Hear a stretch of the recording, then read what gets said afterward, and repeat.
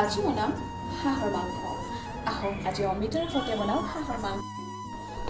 মাংসখিনি এয়া ধুনীয়াকৈ মছলা সানিবৰ কাৰণে ৰেডি কৰি লৈছোঁ। এয়া দেখিছে মই ৰেড চিলি পাউডাৰ দিছোঁ, তাৰপিছত দিছোঁ এয়া জালুকৰ গুড়া আৰু তাৰপিছত দিছোঁ গৰম মছলা, তাৰপিছত দিব লাগিব যিহেতু মাংস মিট মছলা। এয়া দেখিছে আৰু মই এতিয়া মাংসখিনি ধুনীয়াকৈ মেৰিনেট কৰি ল'লোঁ। আৰু লগতে অমিতা আৰু আলু, আদা নহৰু পিঁয়াজখিনি লৈ ল'লোঁ আৰু এতিয়া গেছটো জ্বলাই লৈ কেৰাহীটো বহাই দিলোঁ। আৰু এয়া দেখিছে কেৰাহী বহালোঁ আৰু কেৰাহী গৰম হোৱাৰ লগতে মই দি দিলোঁ মিঠাতেল আৰু মিঠাতেলটো অলপ কমাই দিছোঁ যিহেতু হাঁহৰ পৰা তেল ওলায়, সেইকাৰণে তেল বেছি খোৱা বেয়া যে কমাই দিছোঁ। আৰু এয়া দেখিছে তেল গৰম হৈ যোৱাৰ লগতে মই দি দিছোঁ তেজপাত আৰু পিঁয়াজ।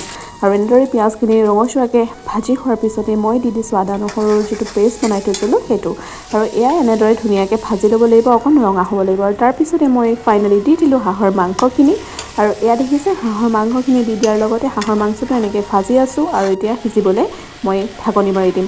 তাৰপিছতে এয়া দেখিছে যিহেতু আজি মই অমিতাৰ লগত বনাম বুলি কৈছিলোঁ আৰু আলু আৰু অমিতা এয়া ধুনীয়াকৈ দি দিলোঁ ইয়াত।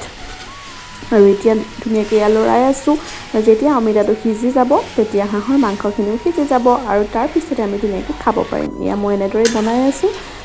কেমেৰাটো ধৰিবলৈ অকলে দিগদাৰ হয়, সেইকাৰণে কিছুমান ধৰক ৰৈও যাব পাৰে। তাৰ বাবে চৰি আৰু আজিলৈ বাই বাই।